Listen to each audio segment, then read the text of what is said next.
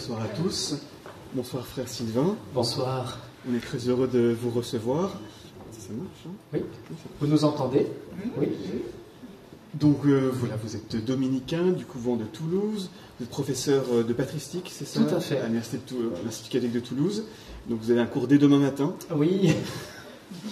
Je saute dans un train de nuit juste après la conférence de ce soir pour faire le cours prévu demain matin à la faculté de théologie où je suis maître de conférence. Voilà. Et donc l'an dernier, vous avez réjoui par la gloire des bons à rien, où vous vous rappeliez que ce qui est fou, Dieu a choisi ce qui est fou dans le monde pour confondre les sages et les intelligents. Et donc dans le déjà pris les lumières de la fête, c'est le même ingrédients qu'on retrouve, beaucoup d'humour, beaucoup de références culturelles, certaines même que j'ignorais, et tout ça pour transmettre finalement le cœur de la foi chrétienne et des grandes convictions de fond. Donc c'est vraiment dans la même lignée que la gloire des bons à rien. Alors on parle beaucoup de la joie dans l'Église catholique. Il n'y a qu'à voir, comme vous le rappelez, tous les titres des encycliques de Pape François. Je vois encore le dernier livre du Père Cartagena, c'est aussi autour de la joie. On parle beaucoup aussi de l'allégresse, même du plaisir. Le Père Gueulette a fait un livre, Palpertus en plaisir. Tout à fait, oui. Mais on parle très peu finalement de la fête. Et donc dans cette constellation de la joie, quel est, pour le dire en termes un peu de thomiste, le spécifique de la fête? Qu'est-ce que ça apporte comme expérience particulière, la fête, par rapport à la joie, au bonheur, à la gaieté? Le constitutif formel de la fête, qu'est-ce que c'est? Je crois tout simplement qu'on peut dire que la fête, c'est la manifestation de la joie. La joie est une réalité spirituelle qui se situe au niveau de notre cœur, et si possible au niveau de notre cœur profond, puisqu'elle procède de notre rencontre avec Dieu, de notre union à lui. Mais vous l'avez remarqué, nous ne sommes pas des anges qui sont de purs esprits quant à eux. Et donc, cette joie, elle retentit, elle vibre dans tout notre être, donc y compris aussi dans les membres de notre corps. Mais vous voyez, les anges, par ailleurs, quand on les représente, déjà dans la Bible, ces purs esprits ont peine à ne pas mettre entre leurs mains des percussions, des instruments à vent, des instruments à cordes, des guitares, des sitars, mais c'est à peu près le même terme, hein. Les artistes comme notre frère dominicain Fra Angelico peinent à ne pas les représenter en train de danser et d'entraîner les bienheureux dans la Jérusalem céleste sur un pas de danse, un petit peu comme le Christ ressuscité aussi, vous savez, sur les icônes byzantines. C'est Olivier Clément qui dit que quand on voit le Christ ressuscité qui descend dans les enfers pour attraper Adam et Ève par la main et les introduire dans la maison du Père, dans le royaume de Dieu, on a l'impression qu'il esquisse un pas de danse extrêmement puissant qui entraîne toute l'humanité derrière lui. Donc la fête, au fond, les harmoniques bibliques, les harmoniques de la tradition de l'Église, donc les pères de l'Église, les grands théologiens, mais aussi les artistes, les auteurs, c'est la manifestation de cette joie qui nous habite et qui parcourt tout notre être, déployant à l'occasion aussi des plaisirs dont certains peuvent être aussi véhéments, comme le disent les théologiens. Donc vous l'évoquez un petit peu, mais donc pour penser la fête, vous partez, c'est un peu étonnant, de la fête éternelle en fait. C'est vraiment ça qui est constitutif, c'est vraiment le modèle pour vous, et c'est aussi l'occasion de faire, j'ai le sentiment, un peu une catéchèse sur les fins dernières aussi. Le fondement de cette fête, c'est Dieu lui-même. Vous connaissez la chanson « Qu'est-ce qu'on attend pour faire la fête? Qu'est-ce qu'on attend pour être heureux ?» Eh bien, Dieu ne nous a pas attendus pour faire la fête. Dieu ne nous a pas attendus pour être heureux parce qu'il est dans l'en-soi de son mystère, en lui-même, de toute éternité, plénitude de bonheur, plénitude de joie, d'amour. C'est le mystère de la Trinité, de personnes qui sont même une communion éternelle de connaissance et d'amour et qui s'en réjouissent et qui ont voulu appeler à l'existence ce qui n'existait pas, comme dirait notre ami Saint Irénée, c'est-à-dire tout ce qui nous entoure et nous avec. Tout cela n'existait pas. Dieu a voulu que nous existions. Pourquoi? Pour nous faire entrer dans cette vie divine qu'on va représenter à travers des images, parce qu'on n'arrive pas à faire mieux. Et l'image de la fête, précisément, va être une image très très récurrente dans toute l'Écriture sainte. Oui, donc ça c'est aussi vous balayez à plusieurs reprises toute l'écriture pour un peu faire comme un index de toutes les occurrences de la fête. Alors, pas toutes, hein, j'ai dû me limiter, sinon le livre aurait été trop épais et trop cher.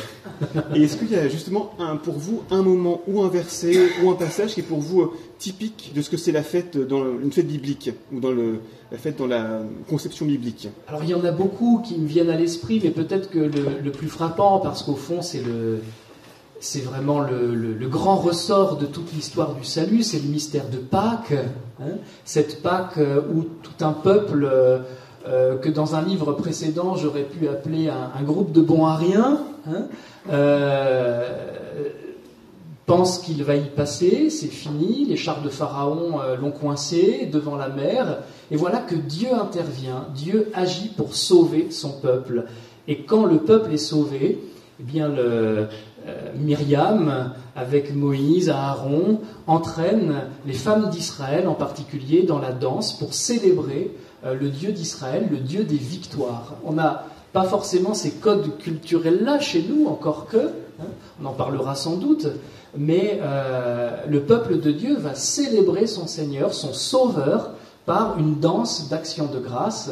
Et au fond, cet épisode, il va retentir dans toute l'histoire du salut et dans toute l'Écriture, puisque les psaumes, moi comme religieux, tous les jours, je baigne dans les psaumes, nous en avons beaucoup à l'église du couvent, hein, plusieurs offices par jour, et il n'y a pas un jour où nous ne lisons pas, nous ne psalmodions pas un psaume qui nous appelle à chanter, à danser, à jouer des instruments de musique, à célébrer Dieu par la fête. Hein. Par exemple, le psaume le plus court, c'est le psaume 116. Hein.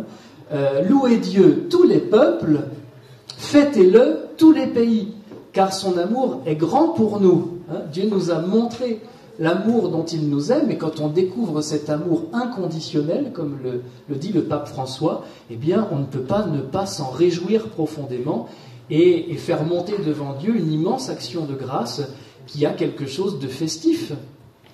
Et dans le Nouveau Testament, c'est plutôt le passage que vous approfondissez beaucoup, c'est la parabole du Fils prodigue, parce que ça vous permet de faire le lien entre fête et réconciliation. Oui, c'est un paragraphe qui s'intitule « Se réconcilier avec la fête », parce que donc c'est le chapitre 15 de Saint Luc, où il y a 3 paraboles. On connaît la 3e, celle du Fils prodigue, qui s'achève par une fête grandiose. Hein. On tue, on abat la plus belle bête du troupeau, le veau gras, il y a des danses, il y a des chants. Hein. Et on oublie peut-être du coup les 2 petites paraboles qui précèdent la parabole du Fils prodigue. Je ne sais pas si vous vous en souvenez, c'est la parabole de la brebis perdue et la parabole de la drachme ou de la pièce de monnaie perdue. Et toutes ces paraboles sont construites de la même manière, c'est-à-dire que quelqu'un qui tenait à un objet ou à une personne qui lui était chère a perdu cet objet ou cette personne, et quand cet objet ou cette personne est retrouvé, il y a une joie débordante qui se communique à travers la fête. Le berger a retrouvé sa petite brebis, qu'est-ce qu'il fait? Il invite tous ses amis, tous les collègues, les voisins, et on fait la fête pour célébrer ces retrouvailles. La femme qui a perdu cette pièce de monnaie importante dans son budget, on peut bien l'imaginer, hein, une fois qu'elle l'a retrouvée, après avoir nettoyé sa maison, l'avoir mis sans dessus-dessous, eh bien, elle appelle toutes ses voisines, toutes ses copines, et elles font la fête parce qu'elle est tellement heureuse. Donc la fête, c'est quelque chose de communicatif aussi. Hein. On ne fait pas la fête tout seul. Je ne vous le recommande pas. Hein. Au moins avec Dieu. Donc là, on a vu la fête dans le ciel, la fête dans la Bible, mais en fait, ce qui est un peu surprenant, c'est que je pense que si on interroge quelqu'un dans la rue, c'est un catholique et un religieux, c'est la dernière personne à qui il s'adresse pour savoir comment on fait la fête. Donc c'est vraiment, on est dans une société où les gens savent faire la fête, enfin, prétendent savoir faire la fête. Ils n'ont certainement pas de demander conseil à l'église pour faire la fête. Donc est-ce qu'on a quand même des conseils à leur donner? Est-ce que votre livre peut leur parler à des gens qui savent faire la fête, qui voudraient savoir mieux faire la fête en fait? Alors je crois qu'ils ne nous connaissent pas très bien. Bon, c'est vrai, on ne va pas se le cacher, il y a un immense écart, comme une tectonique des plaques, entre ce que nous lisons dans l'Écriture sainte tous les jours, ce que nous proclamons, ce que nous célébrons dans nos liturgies, et ce que nous vivons au quotidien. Un exemple, je prends mon bréviaire électronique. Ce matin, comme tous les matins que Dieu fait, 1 million et quelques religieuses, religieux, donc les frères de mon couvent, votre curé dans son presbytère. Je ne sais pas si vous le savez, mais quand nous nous levons le matin dans la vie religieuse, nous avons immédiatement le cœur en fête. Je vous assure. Et la première chose que nous faisons, nous allons à l'église et nous poussons des cris de joie. Si, en tout cas, c'est ce qui est marqué dans notre bréviaire. Ce sont les toutes premières paroles de la journée à l'office liturgique. On prend en règle générale le psaume 94, qu'on appelle l'invitatoire, qui nous invite à fêter Dieu et à nous en réjouir. Venez, crions de joie pour le Seigneur, par nos hymnes de fête, acclamons-le. Bon, ça, c'est ce qu'on chante à l'office. Parfois, c'est un peu plus mou que ce qu'on voudrait bien offrir à Dieu. On en fait l'expérience régulièrement. Mais ce que j'ai voulu dire dans ce livre, c'est que cette expérience, il ne faut pas qu'elle nous navre. C'est la réalité de notre patte humaine. Donc là, on est bien dans la continuité du livre précédent, La gloire des bons à rien. Pour vous donner un exemple, Saint Dominique lui-même, donc on est dans les années 1220, on a beaucoup de chance avec Saint Dominique parce qu'il a été canonisé à peu près 10 ans après sa mort, un peu plus, ce qui fait qu'on a énormément de témoignages sur lui. Et on sait par l'un de ces témoignages, c'est un dominicain qui s'appelle Frère Étienne, il a vécu avec Dominique à Bologne, si je me souviens bien, en Italie, en 1220-1221, et il nous dit, ce qu'on savait par d'autres témoignages par ailleurs, que Saint Dominique n'avait pas de lit dans les couvents où il passait, il dormait à l'église. En fait, il dormait très peu. Ça fait partie de ces charismes un peu spectaculaires que certains saints déploient. Et il passait sa nuit en prière. Ce qui fait que quand la cloche sonnait pour appeler les frères aux matines, on imagine ces pauvres frères qui sortent du dortoir ou de leur cellule, ils sont gelés l'hiver ou il fait très très chaud l'été. Et il faut venir très tôt le matin pour célébrer les louanges de Dieu. Bon bien, au Moyen-Âge comme aujourd'hui, on ne se lève pas toujours de bonne heure, de bonne humeur dans la vie religieuse. Alors, il arrivait que le cœur des frères, le chant de l'office du matin, soit un peu mou, que ça manque de tonus, d'énergie. Et Frère Étienne raconte que quand ça arrivait, Saint Dominique se levait de sa stalle, quittait sa place et faisait des va-et-vient à travers le chœur pour encourager les frères à chanter avec beaucoup plus de vigueur, beaucoup plus de tonus. Alors, on aime bien se raconter cette histoire chez les dominicains, mais je vous assure que si le chantre dans nos communautés s'amusait à faire ça chaque matin, je crois qu'il ne sortirait pas vivant du chœur, parce que ça finirait par agacer prodigieusement les frères. Mais il y a chez les saints cette liberté extraordinaire qui éclate aussi parfois dans des pitreries. Je parle de celle du jongleur de Dieu, Saint François d'Assise, c'est comme ça que Chesterton l'appelait, mais aussi de Saint Philippe Néri, qui pour éviter de se livrer à de trop fréquentes extases, avait des animaux de compagnie à portée de main, même pendant qu'il célébrait les saints mystères, la liturgie, la messe, ou qui lisait des livres de plaisanterie sur des prêtres ou sur un prêtre napolitain. Tout ça est bien documenté. Donc voilà, les saints ne sont pas de tristes cires. Vous connaissez très, très bien cette phrase qu'on attribue à saint François de Sales, si je me souviens bien. Un saint triste est un triste saint. Et je crois qu'il y a quelque chose de ça qui se joue aussi dans nos vies chrétiennes. Et ça fait partie, sans doute, des reproches les plus récurrents qui nous sont faits par ces personnes qui ont l'impression que nos vies manquent de festivité. Vous connaissez bien ce reproche de la part de Friedrich Nietzsche au XIXe siècle, ce philosophe qui disait, alors on lui attribue ses propos, si j'avais rencontré des chrétiens avec des gueules de ressuscités, je me serais immédiatement converti. Bon, je crois qu'il a rencontré surtout des mines d'enterrement, ça devait bien l'arranger, mais ce qui est sûr, c'est que dans Ainsi parlait Zarathustra, il dit qu'il faudrait qu'on ait des têtes un peu plus sauvées.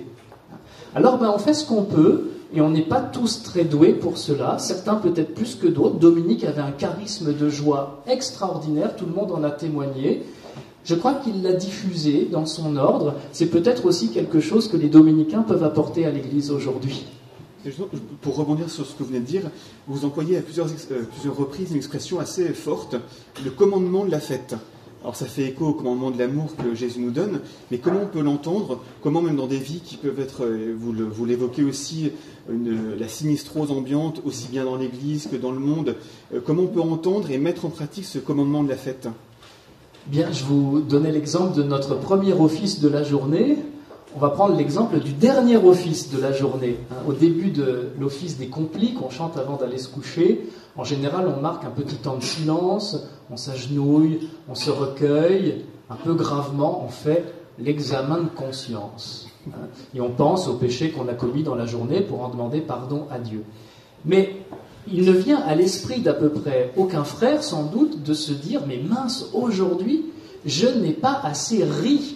Je n'ai pas assez réjoui, je ne me suis pas assez réjoui moi-même, et ce faisant, je n'ai pas assez réjoui mon entourage. J'ai manqué les occasions qui m'étaient données aussi d'offrir de la joie et de la fête. » Il y a des dominicains auxquels on ne songe pas du tout, mais les chroniques du Moyen-Âge nous en parlent.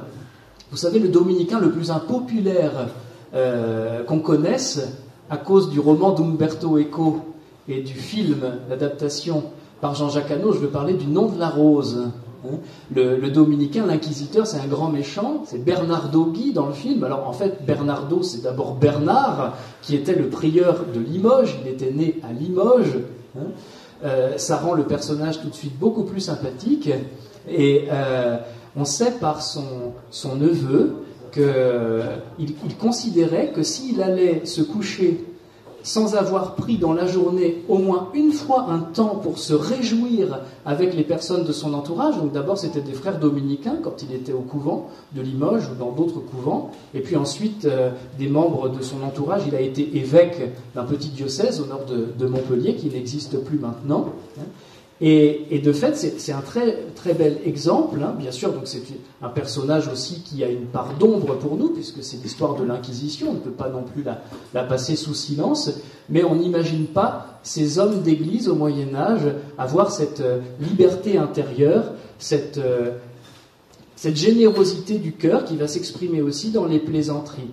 Saint Thomas d'Aquin, qui ne passe pas pour un drôle, vous le savez, notre frère, ce génial théologien, docteur commun de l'Église au XIIIe siècle, consacre même un petit article de la Somme de théologie à cette vertu qui n'est pas tout à fait la vertu de la fête, c'est plus large, c'est la vertu de l'enjouement, savoir se détendre, savoir prendre du temps aussi pour plaisanter. Il dit, vous savez, les théologiens sont des personnes très très sérieuses, trop sans doute, ils passent leur journée à appliquer leur intelligence à des réalités très hautes, ça leur donne quelques maux de tête parfois, ça arrache les cheveux, vous voyez ce que ça donne, mais il faut savoir aussi à un moment donné se délasser. L'exemple que prend saint Thomas, c'est le corps. Le corps doit se reposer. Eh bien, l'esprit aussi de l'homme doit se reposer, et le jeu, les plaisanteries, mais aussi les arts de la fête vont être l'occasion de ce repos. Alors, puisqu'on parle de saint Thomas d'Aquin, on en parlait quand vous êtes arrivé. C'est quelque chose qui est un soubassement du livre, et je trouve que ce serait bien de l'expliciter ou d'en parler ce soir. C'est ce que vous appeliez le schéma non concurrentiel entre le bonheur de l'homme et le bonheur de Dieu. C'est-à-dire qu'on a toujours un peu une crainte en nous, depuis le péché originel, que Dieu soit l'opposé de notre bonheur. Comme vous dites, Dieu soit le trouble-fête. Oui, c'est le portrait d'un Dieu trouble-fête qui traîne dans nos consciences. Alors là, nous décollons. Et la fusée nous entraîne dans la stratosphère des concepts, puisqu'on fait un petit peu de métaphysique. L'idée, c'est que il n'y a pas de concurrence entre Dieu et l'être humain. Si Dieu est le créateur, il n'y a pas de concurrence entre Dieu et les créatures. Ça n'a pas de sens. Il est libre de nous appeler à l'existence, il est libre de nous maintenir dans l'existence. Il l'a fait gratuitement, avec bienveillance, comme dit saint Paul, c'est le dessein bienveillant de Dieu. On chante ça tous les lundis soirs à l'office des vêpres, c'est le premier chapitre de l'épître aux Éphésiens. L'eudokia divine, en grec, un grand thème des pères de l'Église. Dieu nous aime, et c'est le moteur de la création, cet amour. S'il ne nous aimait pas, il ne nous aurait pas créés. Et donc, à partir de ce moment-là, on découvre qu'il n'y a pas comme des vases communicants entre Dieu et l'homme.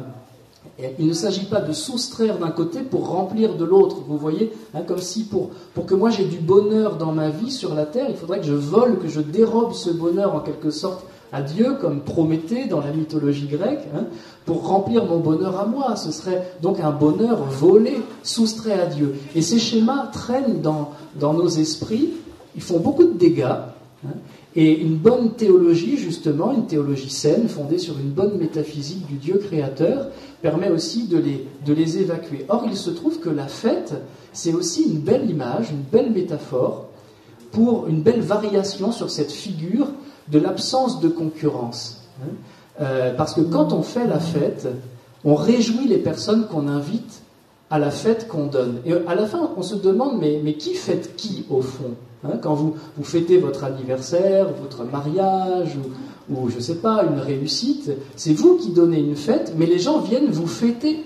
Et en même temps, ils s'en réjouissent, tout le monde. Il y a comme une circulation de la joie et de la fête. Les théologiens pourraient presque parler, je vais employer un gros mot, pardon, de la périchorèse de la fête, c'est-à-dire comment les réalités s'enveloppent mutuellement. La périchorèse, c'est la figure qu'on utilise pour dire dans la Trinité, le Père est dans le Fils, et en même temps le Fils est dans le Père. Et l'Esprit Saint est dans le Père et le Fils, et en même temps le Père et le Fils sont dans l'Esprit Saint. C'est pas une figure logique, ça entre difficilement dans nos schémas habituels. Eh bien, de même manière, dans une vraie fête, tout le monde est comme enveloppé dans la joie de l'autre. Il y a quelque chose d'extraordinairement communicatif. Alors, je me suis amusé dans un paragraphe du livre à évoquer une figure de la cour au XVIIe siècle, Madame de Rambure. Madame de Rambure qui disait tout haut ce que beaucoup sans doute à la cour pensaient tout bas. Elle disait « Il est fort bon de mourir en la grâce de Dieu, mais il est fort ennuyeux d'y vivre. » Et c'est ça, si vous voulez, l'idée à l'arrière-plan. C'est à nouveau le schéma concurrentiel. Pour qu'on remplisse notre vie de bonheur, au moins dans l'au-delà, eh bien les amis, il va falloir soustraire d'une façon drastique ce bonheur sur la terre. Et c'est absolument pas ce que l'Église enseigne. Ça fait partie de ce qu'on pourrait appeler des croyances. Et mon but dans les livres que j'ai commencé à écrire depuis donc 2022, quand j'étais le prédicateur du pèlerinage du Rosaire, c'est d'essayer de m'appuyer sur ce que j'enseigne à la faculté de théologie, et puis au terme d'une longue formation aussi chez les dominicains, pour essayer de revitaliser, de réoxygéner, c'est tout à fait l'esprit du Concile Vatican II, revitaliser notre vie de foi avec la foi de l'Église, et pas avec des croyances qui traînent et qui provoquent souvent des dégâts dans nos cœurs, dans nos relations avec Dieu, dans nos relations avec les autres, dans nos relations aussi avec nous-mêmes. Alors, dans quelques jours, c'est l'Avent qui commence, on va passer au violet. Et comment on peut entendre sous ce fond de fête? On a l'impression que la fête, c'est partout pour vous, au ciel, sur terre, dans la Bible. Et pourtant, l'Église nous propose plusieurs fois par an et régulièrement des temps d'ascèse, de mortification, d'effort. Donc comment on peut articuler les deux? Je crois que la biologie parle d'elle-même ici. Si on faisait chaque jour l'équivalent du repas de Noël, au bout de quelques jours, on se sentirait assez mal. Il y a une biologie de la fête, il y a des rythmes de la fête. Le drame de l'homme moderne, comme disait Philippe Muret, en l'appelant Homo festivus, et son descendant Festivus Festivus, c'est que l'homme moderne, il a tendance à vouloir, en tout cas l'homme post-moderne plus exactement, complètement affranchi de Dieu et en freelance, en roue libre, à vouloir une fête permanente, c'est la fête tout le temps, toute occasion est bonne pour faire la fête, et à la fin ça devient comme une sorte d'absolu en soi, d'idole. C'est pas ça bien sûr la fête chrétienne, et il est bon aussi qu'il y ait des temps pour marquer la préparation de la fête, en se disposant à bien la fêter par la prière, par l'ascèse alimentaire, pourquoi pas, le jeûne, par les sacrements, comme le sacrement de la réconciliation, sans perdre de vue que c'est aussi le génie de la liturgie de l'Église que de ménager ces temps, ces rythmes, mais en réalité, il ne faut pas non plus oublier que c'est un peu Noël, Pâques, Pentecôte, tous les jours dans notre vie si nous sommes vraiment unis à Dieu. Et au IVe siècle, on a un très très beau témoignage, sans doute des volumes les plus stimulants de la collection des sources chrétiennes. C'est le récit de voyage de Égérie ou Hétérie, on la connaît sous ces deux noms. Cette femme qui est allée faire le pèlerinage au Saint-Sépulcre à Jérusalem, et elle raconte ce qu'elle a vu.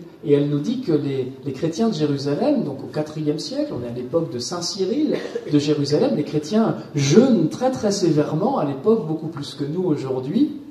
Mais tout cela se fait dans un immense climat d'allégresse spirituelle. Et puis c'est peut-être aussi ça qu'il faut redécouvrir, c'est que ces pratiques que l'Église nous offre ne sont pas forcément à conjuguer avec de la tristesse. Il y a une joie à se préparer à la fête qu'on va célébrer dans de bien meilleures dispositions si on s'y est préparé. Donc la liturgie occupe une place importante dans le livre. On a vu l'office, les psaumes.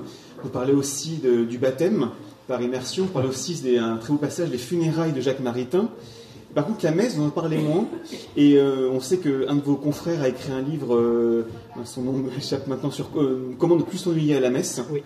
Et donc, est-ce que vous avez des pistes aussi bien pour la vivre de l'intérieur que pour la vivre, pour l'animer, que la messe redevienne une fête?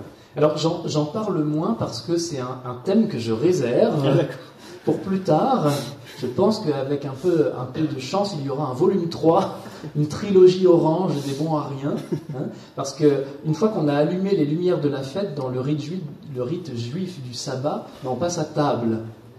Et évidemment, dans l'Écriture sainte, passer à table, manger, boire, c'est presque un deuxième thème ou un thème au carré par rapport à la fête elle-même.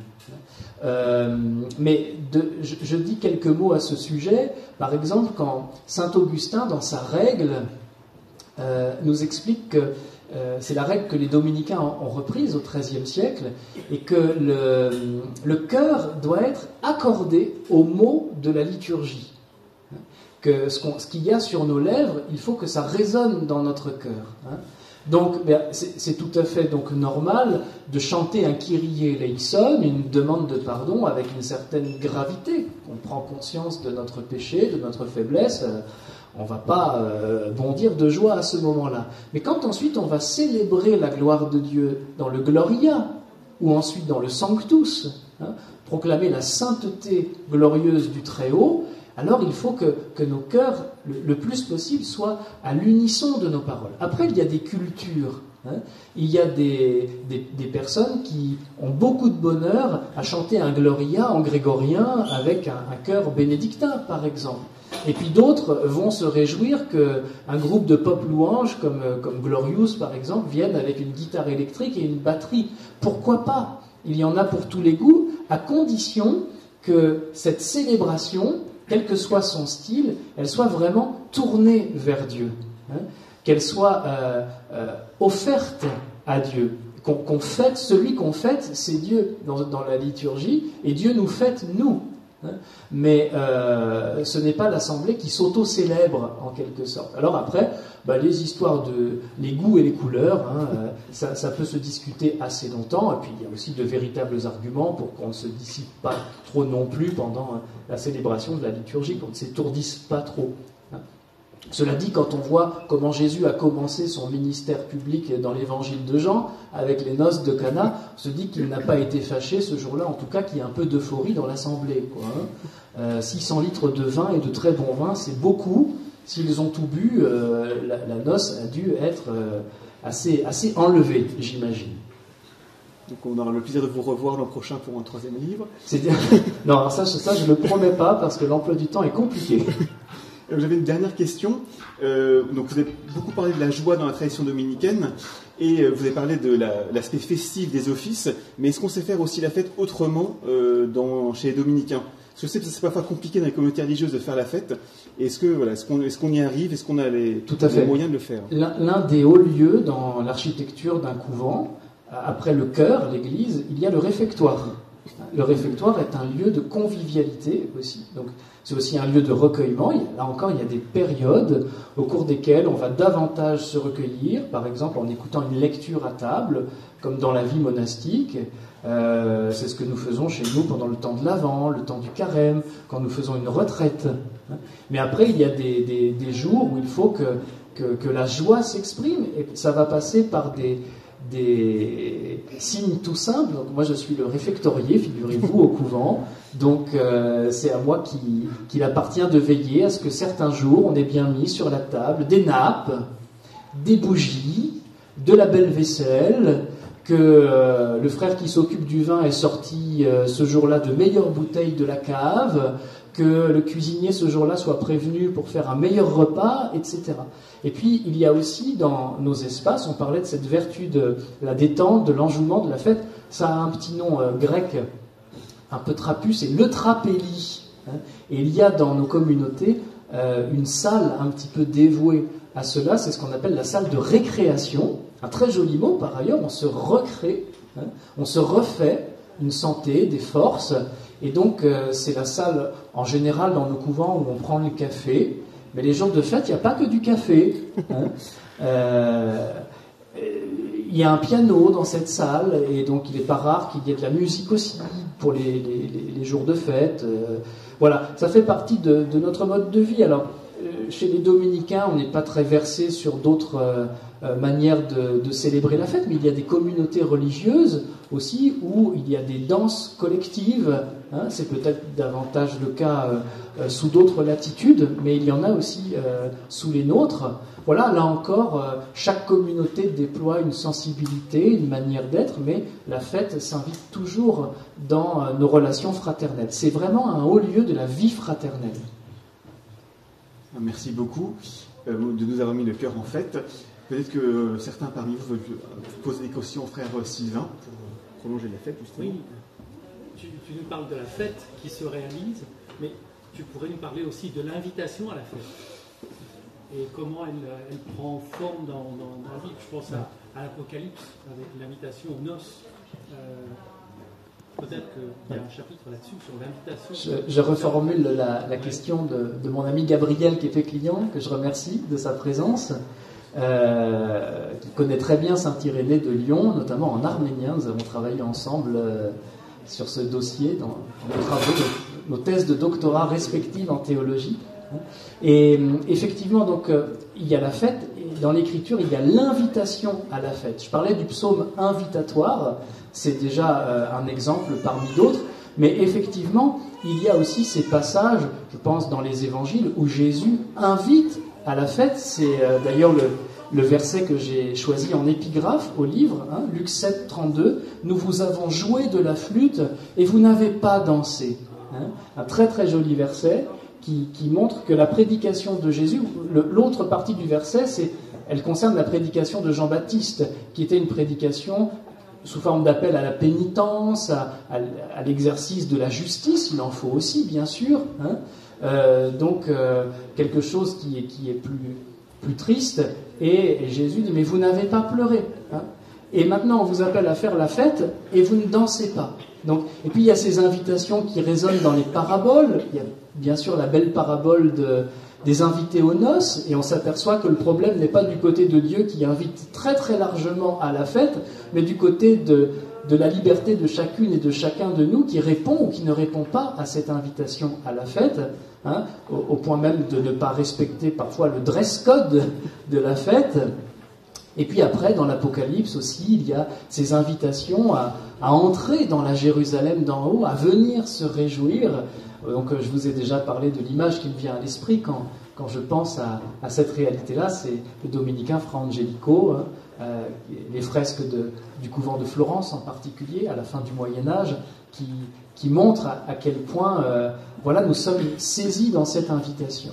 Puis après, il y a de belles figures comme les publicains, Lévi, Matthieu, et puis bien sûr Zachée, qui était sur la couverture de mon livre précédent, La gloire des bons ariens, où Jésus invite à faire la fête, mais parfois c'est Jésus qui s'invite aussi chez nous pour fêter notre réconciliation, réconciliation avec Dieu, notre union à Dieu. Dans l'Apocalypse, et je termine cette réponse ici, pardon, j'étais un peu long, hein, il y a ce passage aussi où le Seigneur nous dit, mais je suis à la porte et je frappe, et si tu ouvres, eh bien je vais entrer. Et nous allons prendre le repas ensemble, hein. On pourrait presque dire, nous allons faire la fête ensemble, fêter ta réconciliation avec Dieu, ta communion retrouvée avec Dieu. Eh ben, merci beaucoup. Merci à vous de m'avoir invité. Donc, il fera souvent encore le temps avant son train de dédicacer les livres juste ici à côté et de se rencontrer si vous voulez. En tout cas, j'espère vous avoir convaincu que la fête c'est sérieux.